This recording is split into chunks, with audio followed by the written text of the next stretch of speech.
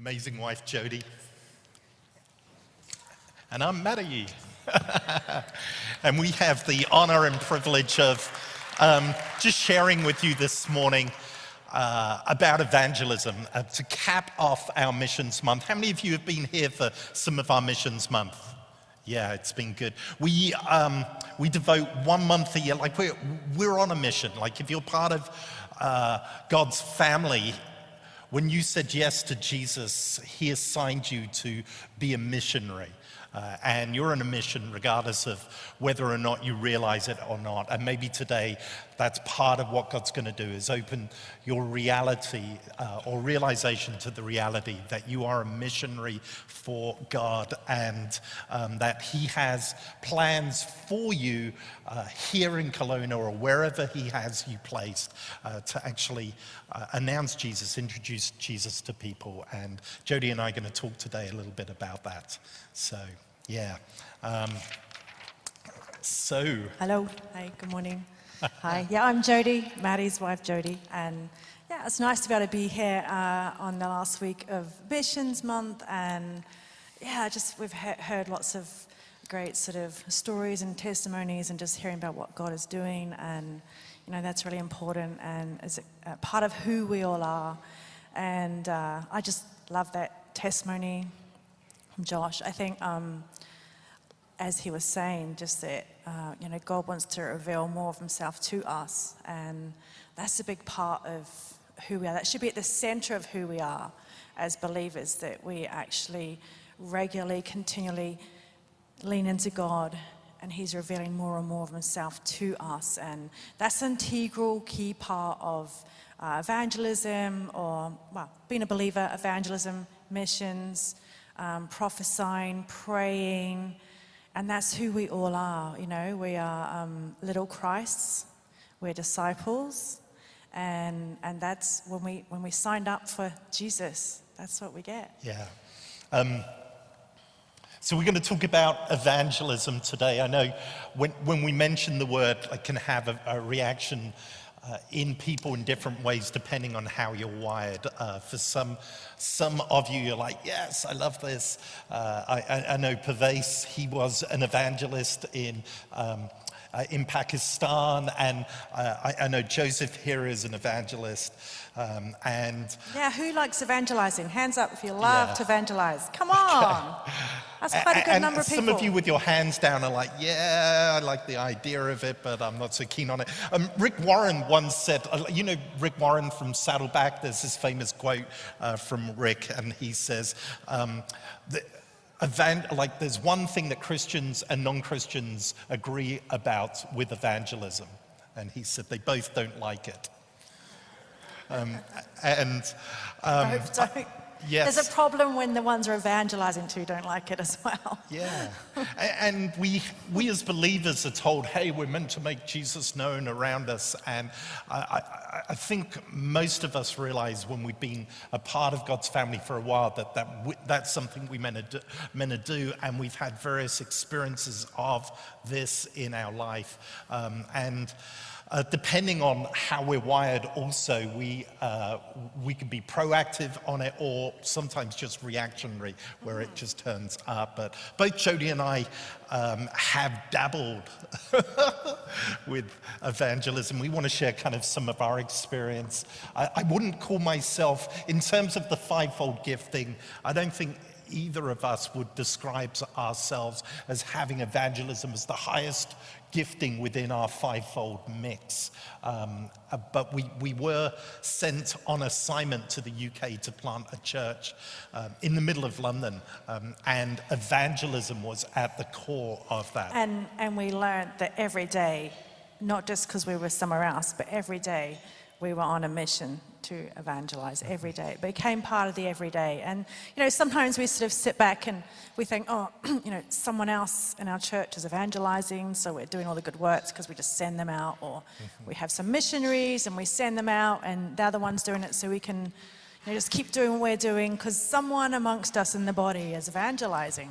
But actually, yeah, what we learned, I think what was key for us when we were there was actually when we go to the store, we're evangelizing. When we go to work, we're evangelizing. When we're like, everything we do becomes a part of us. Not just like, here's a tract, read this, and then running off again.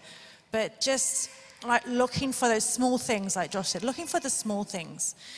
Looking for just, bringing a kind word, like a gesture, anything small like that is just, that's part of evangelizing. And we learned that, I think.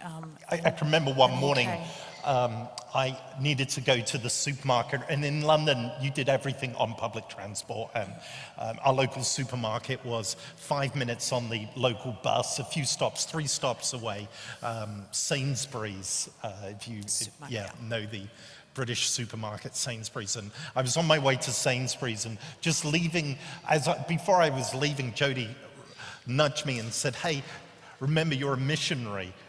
And I was like, all right, okay, thank you for that reminder. Went out the house with my shopping bags, got to the bus stop, and there was an African-looking gentleman at the bus stop, and he had obviously, and I figured this out in my head because we lived around the corner from a hospital, and he kind of limped to the bus stop, and I said, good morning, started to engage with him, and I was like, well, my wife reminded me I'm a missionary, I better missionarize him, and so I was like, what's the point of entry with this guy? I figured he was limping, so I'd offered to pray for him. And I said, look, do you mind if I pray for you? I'm a believer in Jesus.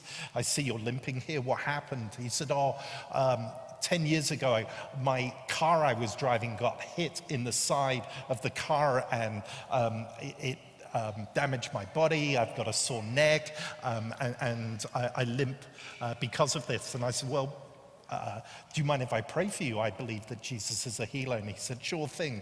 So we're waiting for the bus, and there's a few other people sitting at the bus stop, and I can't remember what I said or prayed, but I do remember his reaction after I prayed, because he got such a fright because the power of God hit him. And he said, whoa, what's that? And I said, that's the power of God. And he says, I feel it like cold down my body. And I was like, I've heard people say that they felt electricity before, heat before, but never cold. But I figured I didn't do that, so something must be happening with him. And I said, well, that's God touching your body. And he said the strangest thing to me. He said, are you a God? Which was quite a reaction. I said, no, but I do have the Son of God living in me, and his name's Jesus. And he's the one touching you. And I said, how's your body? Check it out. And he said, wow, I haven't been able to move my neck like this in I think it was 8 to 10 years, can't remember exactly. And I said, well, that's Jesus. And it was about a week later, after seeing him, we ran into him again, because we'd always run into the same people in our neighborhood. And his name was Jacques, and Jacques was really excited. He said, I've been telling these people, my whole family, about this Jesus of yours and what he did to my body. And he'd evangelized his whole family because he'd been touched. That's right, and that's actually what it's all about, right? Like, that's simple, but as I was listening to the story, Matti, I'm just realizing, like, that takes a real boldness and a courage, right? To actually go and pray for someone, or to approach someone and then to pray for them, or maybe you have that nudge that you ought to say something, or you have a word, or like Josh, like you have a vision and you just know you're meant to do something in a certain place. But, it takes real courage, and it takes a boldness, and that's kind of part of what we're going to talk about this morning. Is just like, how do we get to that point? Like, what are we believing? What are we learning? What are we apprehending to get to that point where it's every day? It could be our family, our friends, someone we go past in the shop, maybe on the bus. Like, how do we get to that point that we suddenly just go, oh, hey, like, can I pray for you? That's such a good question. They get healed. Because that's such a good question, because many of you will be listening to us and recognizing us as the pastors of the church. And so, of course, we have something special on our lives, and we're unique, and we are gifted and anointed to do this. And I have to be honest with you, I didn't always see this stuff when I went out and about. I also have to be honest with you, I hated the idea of evangelizing. In fact, I'd want to do anything but. I felt like I was a salesman trying to force Jesus on people. And there's nothing worse than feeling like either you're trying to sell something or you just have to do it. Like, I have to tell them about Jesus or they might go to hell, right? There's nothing worse than that feeling of like, I must do this or I must do that. And so it's just so key to know that that's not our motivator. We're not motivated. I mean, yes, that's the real reason in the Bible why we want to evangelize. We're not motivated by what we must do or in case something goes wrong. Actually, we're motivated by love. We're motivated by knowing who God is, right? And so, yeah. And I think really if I had one desire out of this is that instead of us telling you incredible stories of what God has done, which is always really exciting, is that actually you would recognize that this is something God has for you and that actually you're equipped and have the hard wiring resident in you, latent in you, that actually just needs activating, because that was the shocking discovery in me. It was already in me.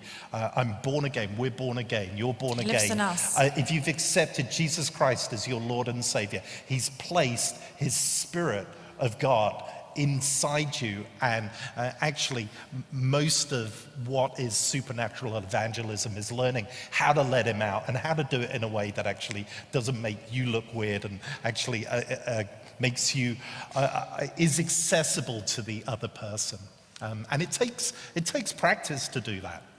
It does. It takes practice, but like Matti and I were talking about, sort of like what's at the root of all this, like how do you really get to a place that you just naturally start to like speak up, share something with someone, or even your family and friends, you say, hey, can I pray for you? And, like us, we're first generation Christians, so not all of our family are believing. And so it takes great courage, even with your family sometimes, to say, can I pray for you for something? And, I think at the heart of my journey for evangelizing or just the kingdom of God, knowing who God is and being able to share who God is with people, probably came from my own starting point was just I had a mindset and I had to get a mindset shift to get there. And so when I was in my teens and early 20s, started to go to a church and, really good church, traditional church, but very much stand up, sit down, sing this song when you're told to, and stop when you're told to stop, repeat words when you're told to repeat words, that sort of thing. And like if you know God and your heart's in a good place, traditional churches can be amazing. But I didn't really know God. And so I started to learn that I had to do things through a system.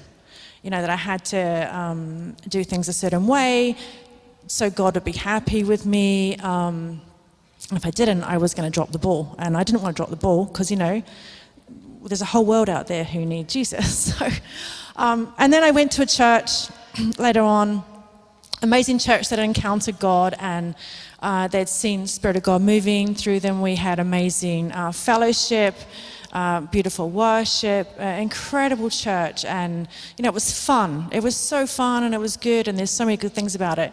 But when I look back, I think actually I hadn't fully apprehended who God was.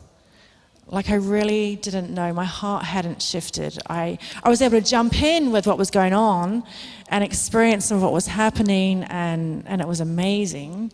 But I just didn't really know who God was. And so I was still motivated by doing things a certain way, like looking for pleasing God, and so I used to get really stuck. I used to think, I'm not going to be able to bring anyone to Jesus, because I used to like think like the sinner's prayer.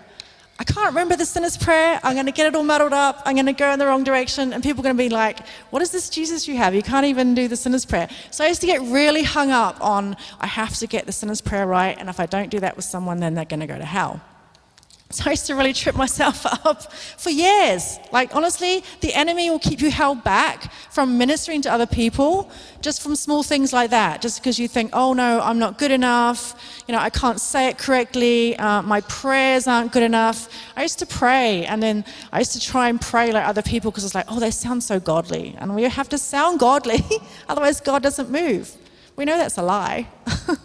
We know that's a lie. And so for me, I had to come to a real shift of finding who God was and encountering God. And I continue to need to keep encountering God because I'm growing and God is showing more of him. And the more I find of him, the more I can show others. So the more I got healed, the more I could say, hey, you know what? Like, you might have depression, but it's not the end of the world for you. God healed me of depression. Like, completely healed me. Like, I was off medication within like 2-3 weeks. So it was like, I was on this heavy medication for like a couple of years. And then within a couple of weeks after I encountered God, like, boom, the doctor said, you need to start cutting back. And so I did. And so once we encounter God and find out who he is and, be in that intimate place with him. And, Jesus showed us that he was with his disciples. He showed intimacy with his disciples. He went to the Father. He had intimacy with the Father. And so that's a big part of who we are. So you're talking about ministering out of what Jesus tells his disciples to evangelize with. In Matthew 10, what are we evangelizing with? I think it's Matthew 10 verse 4. Matthew 10 verse 8. Jesus says these really key words: freely you've received, freely you give. And that is the pot that we're meant to draw from and minister out of. That we are the best evangelists of the experiences in God that we've received. So if you've experienced financial breakthrough, God's answered a miracle prayer, that you were on destitute's doorstep and you prayed and God did a miracle, you just naturally evangelize what God did, don't you? That's right. You begin to tell people, I cannot believe what God did. Well, like, God's amazing. He completely did this in my life. Or if you see people around you, you've got a story to tell of what God did for you. Yeah, and so that's exactly right. So the more we learn about God, the more we're intimate with him, the more we're quiet with him, not telling him what to do, and not a demanding, not a praying. We can make declarations for sure, but like it's real quiet, sort of knowing, giving our heart to him, and maybe just like singing beautiful songs over him, pouring our beautiful perfume over him, like that intimacy with him. When we open ourselves up to him like that, he really comes on in.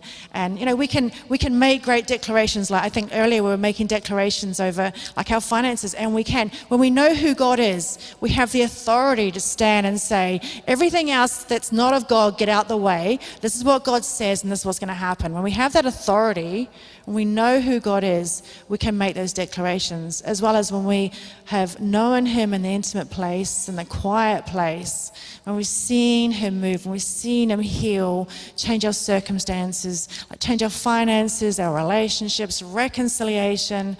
When we see those things happen, all we get to do is go and tell a story to someone. We go and share a story. Like, this is what happened. In 2 Corinthians chapter 1, it says that we comfort others with the comfort that God has comforted us with. So freely you've received, freely you give. And my question to you is, what is it in your life that God has touched? What is it that he's done? It could be years ago. That is fodder for you to be able to actually speak into other people's lives. It's permission for you to actually engage with them and actually touch them with the comfort that you've received from God. And all of you, if you're here this morning and you're born again, you've experienced something of God. The starting place is the forgiveness of sins, that you've experienced salvation, so you've got a story to tell there. I remember, I actually want to share this piece with you and give you something that you'll experience today that you'll be able to do. And this was a real shift for me in my kind of whole evangelism process. Because I'm being honest with you, when I said I hated evangelism, it was literally caused me pain. And I try and force myself to do it because I knew it was being a good Christian, so I'd force myself out. I used to go out onto the streets of London and evangelize to the homeless there, and used to absolutely honestly hate it. And it was because I didn't know who God was to me, and I was... Yeah. This is when Matti was much younger. A lot younger. He'd go out and he would preach and he would pray and I spent do all a week sorts of things. preaching on the streets of Wales, did street preaching and everything. Killed me. It really did. And I was like, I'm going to go hardcore and push through this. I never did get through this. But actually what shifted it for me was the revelation of the difference of what it is to be a Christian and what it is to be a disciple. And up until I'd had that shift into recognizing I'm a disciple of Jesus, not a Christian, although we're all Christians, I was really kind of held back in my ability to evangelize. And let me just unpack this really quickly for you, because there's a really key difference. In Matthew 28, the Great Commission, where we're told to go and evangelize, go into all the world and make Christians. No, it doesn't say that. It says go make disciples.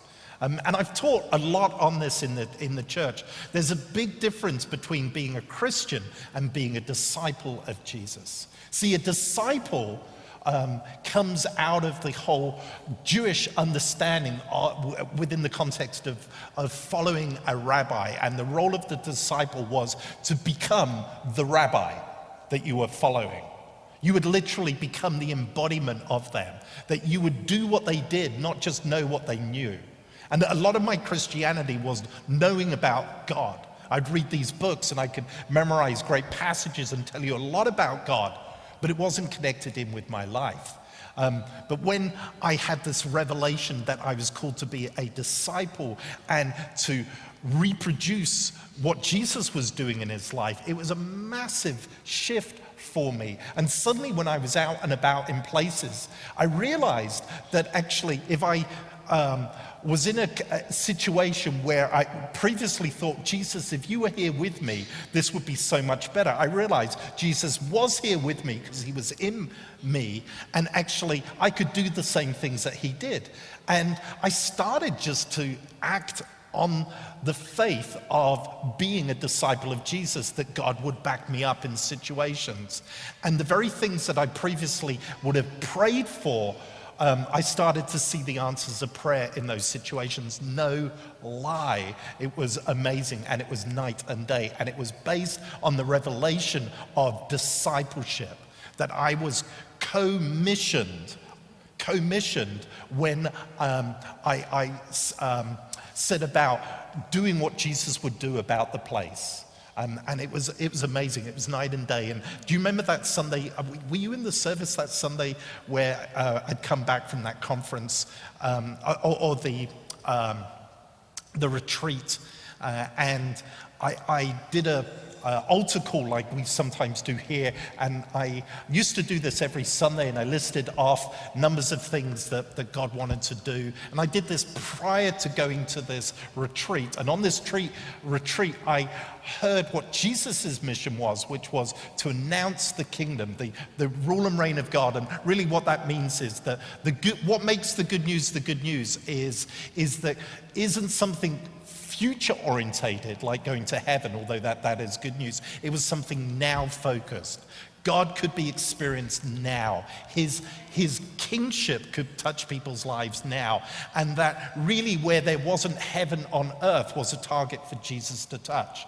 And so what does it look like around us when heaven isn't around us? It looks like chaos. It looks like brokenness. It looks like sickness. It looks like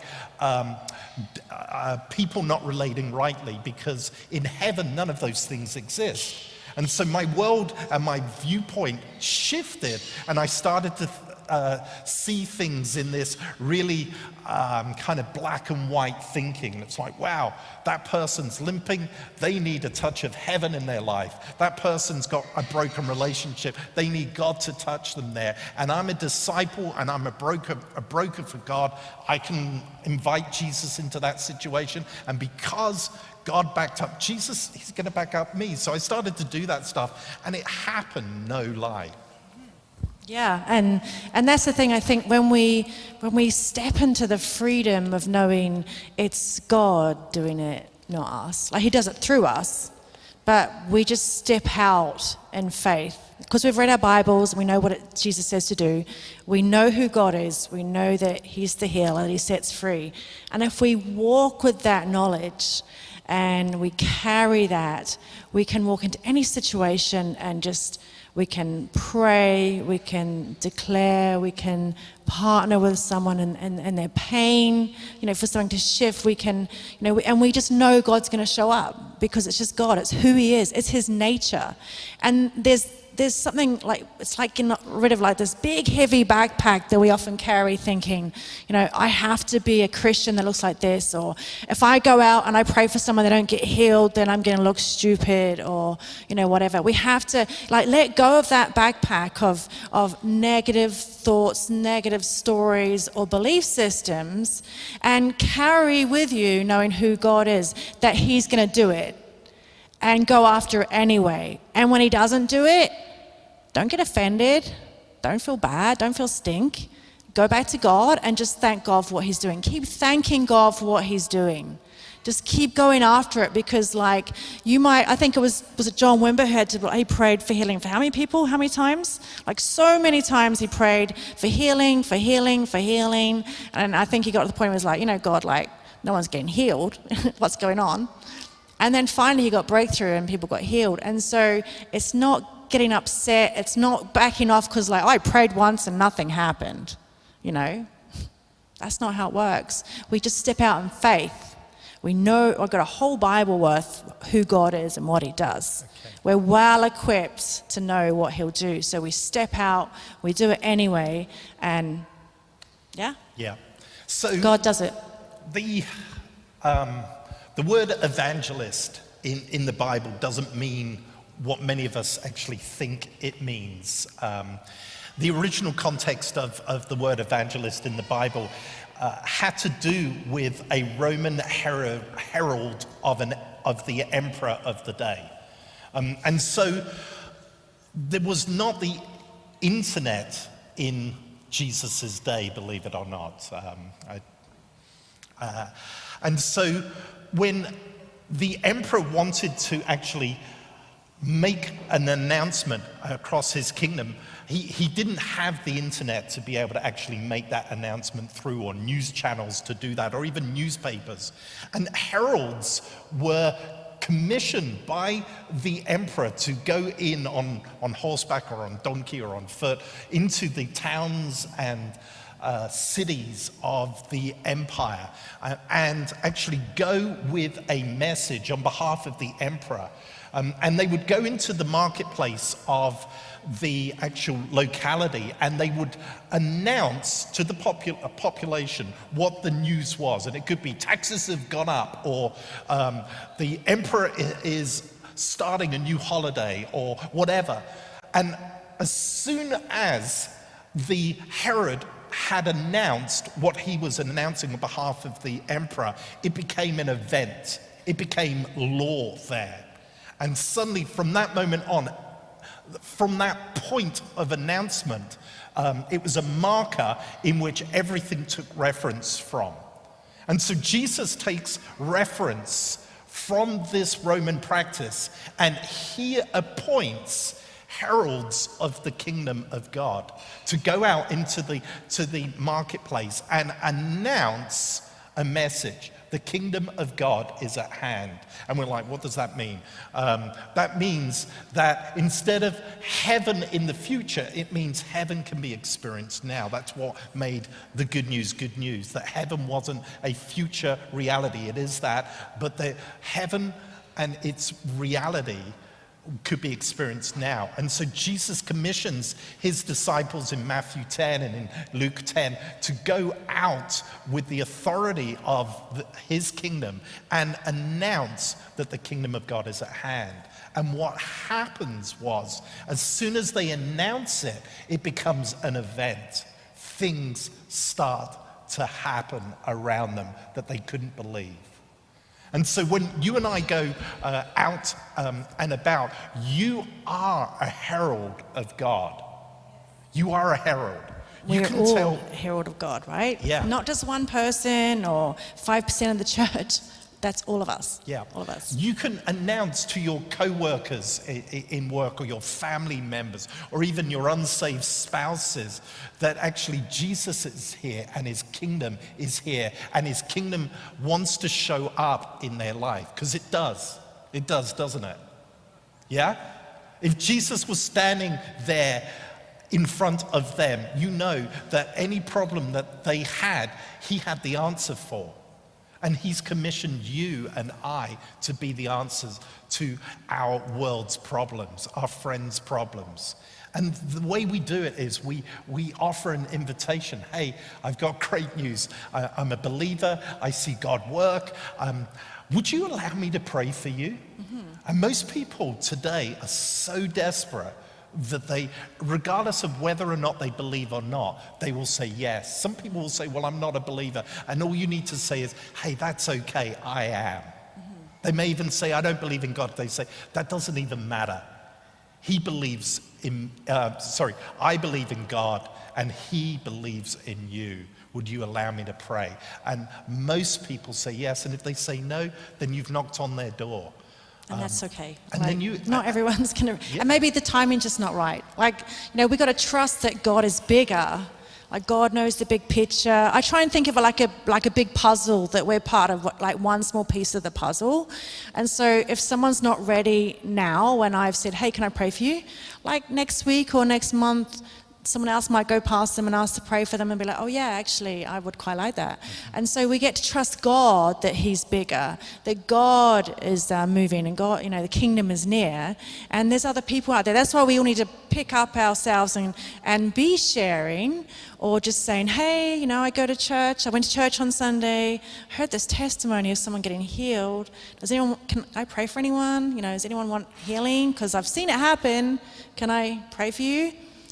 Because we're all part of the puzzle piece. And if we're not doing our different puzzle pieces, then the world's missing out. And of course, God's bigger. But you know what? I think God wants us to be so aware of who he is and who he is in us that, we rise up and we, not that we're like pig-headed or, whoa, look at me. Actually, just we go humbly and we can say, this is the God I know. This is how he's changed me.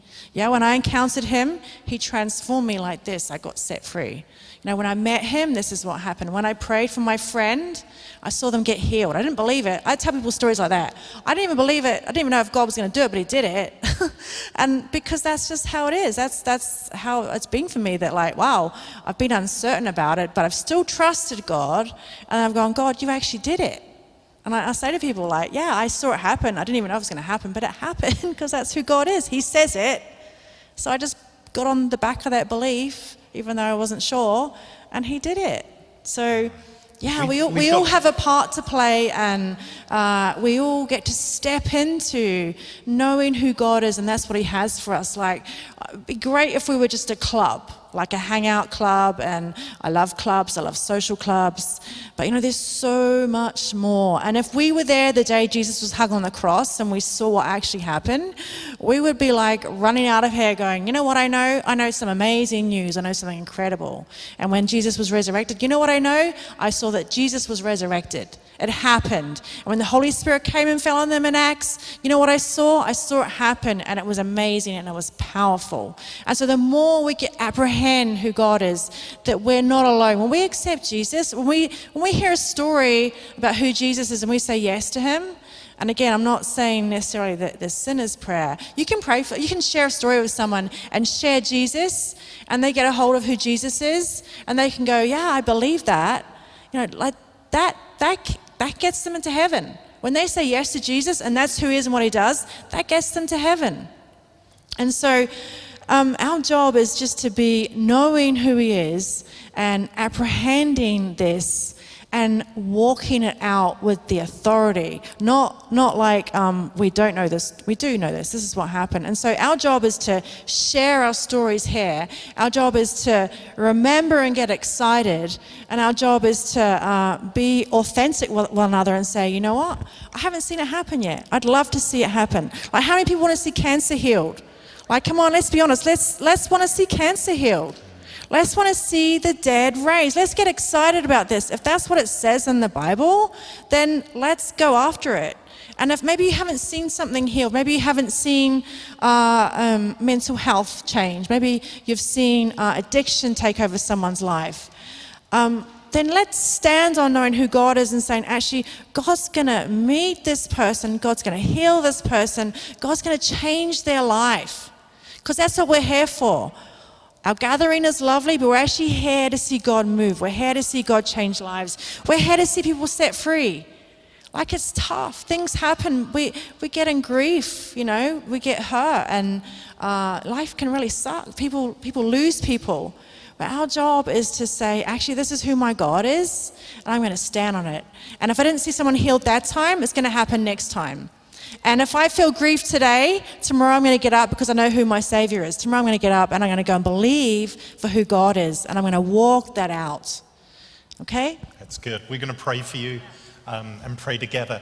Why don't you stand? You've been sitting a long time. We're going to stand as well. Let's activate ourselves. Yeah. Hey, this is who we are. I feel like God is Come on. commissioning Jesus. disciples today, and for some of you, that piece I shared about the difference of being a Christian and being a disciple is really key. You caught hold of that today. Disciples do what Jesus did. They become like Jesus, whereas a Christian knows about God. We know the Savior, and disciples introduce the King. They bring the King. And they do what the King does. And I feel like there is this exchange happening today. When Moses was commissioned as a leader of Israel, the Lord anointed his staff. I see the good shepherd of your soul, the good shepherd of the kingdom, giving you his staff today. Giving you his staff. And this isn't a salvation call. This is a discipleship response call. Yeah. If you are responding today, if you want to respond today to Jesus' invitation to come follow me, to be his disciple, and to walk in his footsteps, to do the kingdom work, can you raise your hand? I want more. Yeah. I want that. All right. Okay. God is going to release his staff to you. Thank you. Keep your hand raised. Father, would you impart wholly the same authority that was released on Jesus' life, his kingdom-bringing authority, to every hand raised here, Lord. Every hand raised here, Lord, let them receive the authority to bring in the kingdom, to see the kingdom, see God's kingdom come. Thank you, God. Thank you, God. Wow. Yeah, I just want to pray for revelation, seeing God from another angle. We're praying in the prayer room this morning about like having these sort of lenses to see God through, and to have new seeing eyes to see God through. And so I just pray for that. I pray for that mindset shift to happen today. And I pray for anyone who just, they feel like, you know what, that's not me, I can't do that. Like, I want you to just be really honest and real, and just afterwards come up and pray. Come and ask for prayer at the end, because, we're going to pray for you, because, like, if you're still here and you're still breathing, God's not finished with you. Okay? And I see in each of you, I see and know God's on you, Jesus is in you, and so there's still work to do. It's not me and Maddie, it's not the guys up the back, it's each of you. And you don't know how simple it could be, a word you bring, a step out in faith, can I pray for you type message to someone, or just can I sit with you, can I give you a hug? Like, those things make a difference, and that's who you are. That's who each of you are. You guys are kingdom kids. You guys are kingdom kids. You belong to the King of Kings. He's your Father. He's your Father. Some of you have had earthly mothers and fathers who let you down, but God wants to rewrite that story. He's your Father. Your parents did the best they could. Some of them maybe weren't even around. They weren't able to do it. But God's your Father. You're not an orphan. God's your Father. He's a good, good God, and you get to step into that. So I just pray for releasing a revelation of just a shift today, that you see who God is, that you see who you are in his eyes. When you look in the reflection, you see him in you. When you walk down the street in downtown, it's not just you walking down the street, you've got Jesus beside you. Imagine that you're walking downtown with Jesus, and it's like the woman at the well, and he says, can I have a drink? He says, someone, can I have a drink? And the sort of woman looks at him, the Samaritan woman, she looks at him and goes, why are you asking me for a drink? And then he says, if you knew what I carried, you'd be asking me for a drink. So imagine you're walking downtown with Jesus, and you know who he is, you know what he carries, you know the power and authority. You get to say to people, hey, do you want some? Do you want some? Maybe buy them a drink. Do you want some of this that I know? I have Jesus. I have Jesus. You get to carry that. That's who you are. You get to carry that. You're not alone wherever you go. Yeah, he's with you. He moves amongst us. He's moving around Kelowna already. You know what? We were at a prayer thing last night, and God was moving and God was speaking there even. And I think we can walk into places where we think maybe people don't know God, or maybe people know God differently to us. We're the ones who encounter God, whatever, or maybe we try to. But you know what? God is moving in this city. God loves people. People who don't know God are not the enemy. They're not the other side. They're not the hopeless. God loves them. I feel like there are some people here that feel disqualified from being able to share the gospel, that you feel like you've messed up, that you've denied God, you've run away, that you have fallen. And I hear God speaking over you, Peter, the word Peter, that you feel like you're a Simon, that an easily blown reed or a broken reed, but God is speaking the word Peter over you, which means rock. He's speaking something into you, and he's restoring you. And Peter actually messed up a lot of times in his life and in his walk with the Lord, and God is saying, I am not done with you. I'm not done with you. And actually he's going to use your mess as your message. He's going to use your mess as your message. And today, if it hasn't started already, today is the start of him redeeming, healing, and cleaning you up and taking you on a restoration process. Yeah. And we need you in your stories. That is who we are as a church and believers. We need those stories, because you know what? You have something to impart to someone else, And we've all got different walks, and we all have something to give and bring. We're all welcome at the table here. We're all welcome. No one is disqualified. And we're nearly done. One last thing. If you've never said yes to Jesus as your King, Come on, as your King. He's calling you today to receive his kingship. If you are not born again, the route into the kingdom is to receive him as your King of Kings, Lord of Lords, the Lord over your life. Yeah. He is Lord over your life. And when he's Lord over your life, he brings his kingdom, which includes salvation to you. And if you've never said yes to that today, and you're like, actually, I want to receive Jesus, you get to choose. And if you've never done that today, and you want to, can you raise your hand, because we want to pray for you. Mm-hmm. It's a life-changing thing. Mm-hmm.